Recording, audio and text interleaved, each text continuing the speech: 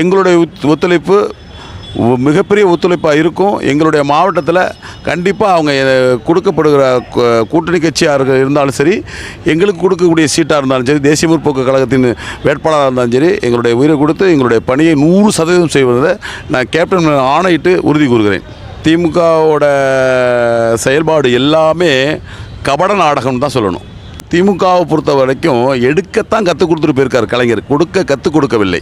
ஆகையினால கொடுப்பாங்க திமுகவில், ஏதோ ஒரு ஏழை எளிய மக்களுக்கு நலத்திட்ட உதவிகள் பண்ணுவாங்க, இந்த பாதிக்கப்பட்டவங்களுக்கு உடனடியாக ஒரு தீர்வு காணுவாங்கன்னா திமுக அரசியலில் எப்போவுமே இருந்ததா என்னுடைய வயசை சொல்கிறேன். என் வயசை பொறுத்த வரைக்கும், என்னுடைய அனுபவத்தை பொறுத்த வரைக்கும் திமுக இன்றைக்கி இல்லை என்றைக்குமே அந்த பணிகள் செய்யாது.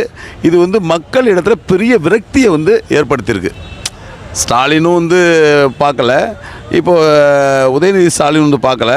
அவங்க கட்சிக்காரவங்க போகிறவங்கள ஒரு அமைச்சர் பையன் மேலே ஒரு எம்பியாக இருக்கார் சேர்த்தவாறு இறக்கிறாங்க. எவ்வளோ ஒரு அவல நிலம், எவ்வளோ ஒரு அசிங்கமான ஒரு ஆட்சி, ஒரு மனநிலையில் ஆட்சி நடத்திக்கிட்டு இருக்காங்கிறது ரொம்ப வருத்தமாக இருக்குது. தேசிய முற்போக்கு திராவிட கழகத்தில் உள்ள தொண்டனாகவும் ஒரு மாவட்ட செயலாளரும் சொல்லும்போது ரொம்ப வருத்தமாக இருக்குது. இது கேப்டனுடைய நீங்கள் இணைச்சி பேசணுன்னா திமுகவையோ மற்ற கட்சியை யாருமே பேச முடியாது.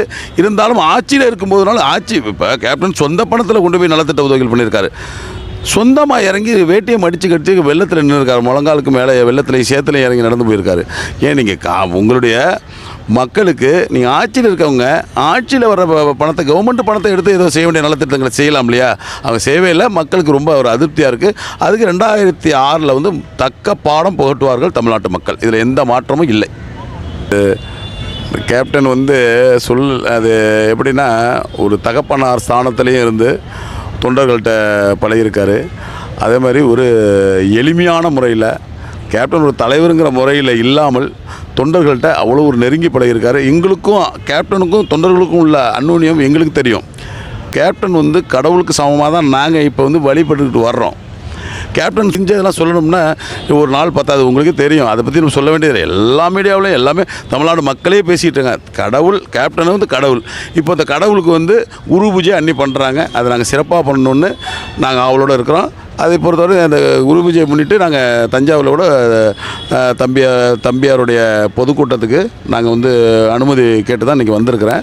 அதனால் மிக சிறப்பாக தமிழ்நாடு பூரா செய்வாங்க. எல்லாம் தயாராகிட்டாங்க. அது மட்டும் அல்லாமல் கட்சி பாகுபாடு இல்லாமல் இந்த குரு பூஜையை அனுசரிப்பதற்கு மனிதநேயம் கொண்ட அனைத்து உள்ளங்களும் தயாராக இருக்குது. தாய் குலங்கள் அவங்கவுங்க வீட்டில் போட்டா வச்சு குரு பூஜையை அனுசரிக்க தயாராக இருக்காங்கிறது இந்த நேரத்தில் தெரிவிச்சுக்கிறேன்.